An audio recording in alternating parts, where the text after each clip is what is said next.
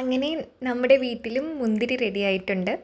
മുന്തിരി കൊണ്ടൊരു trending dish നമുക്ക് ഉണ്ടാക്കിയാലോ? വളരെ ഈസിയാണ്. ആദ്യം നമ്മൾ പാകത്തിന് മുളക് പൊടി ചേർത്തു, ഉപ്പും അതുപോലെ ആവശ്യത്തിന് ചേർക്കുക. ഇനി നല്ല സ്വാദ് കിട്ടുവാനായി 1/2 ടീസ്പൂൺ വെളിച്ചെണ്ണ ഇതുപോലെ നമ്മൾ ചുറ്റിച്ച് ഒഴിക്കുക.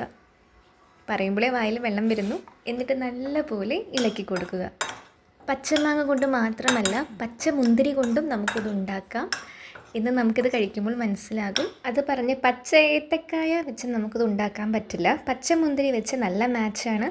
കൂടെ ഗ്രേപ്പ് ജ്യൂസ് ഉണ്ടെങ്കിൽ ചൂടത്ത് കഴിക്കാൻ അസൽ ഡിഷാണ്. വീടിൻ്റെ മുകൾ ഭാഗത്താണ് ഇരിക്കുന്നത്. അപ്പോൾ സന്ധ്യാസമയത്ത് നമുക്കിതിങ്ങനെ കഴിക്കാമല്ലോ. അപ്പോൾ നമുക്ക് കഴിച്ച് നോക്കാം.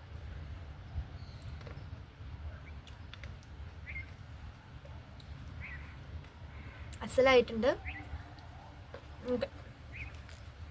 കഴിച്ചുകൊണ്ടിരിക്കാൻ തോന്നും.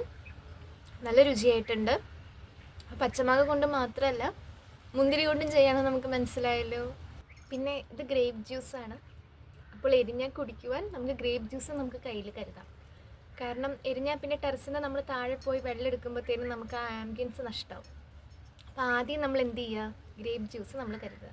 എന്നിട്ട് നമ്മളിങ്ങനെ കുടിക്കുക. കുട്ടികൾക്കും മുതിർന്നവർക്കും ഏത് പ്രായത്തിലുള്ളവർക്കും ഈ ഒരു ഹെൽത്തി, റിഫ്രഷിങ് എന്നാൽ രസകരമായ ഈ ഫ്രൂട്ട് സ്നാക്ക് നമുക്ക് കൊടുക്കാം. അപ്പോൾ ഇത് ഞങ്ങളുടെ ടെറസിൽ നിന്നുള്ളൊരു വ്യൂ ആണ്. അപ്പോൾ നല്ല പ്രകൃതി ഭംഗിയാണ് ഇവിടുന്ന് നമുക്ക് നോക്കുമ്പോൾ.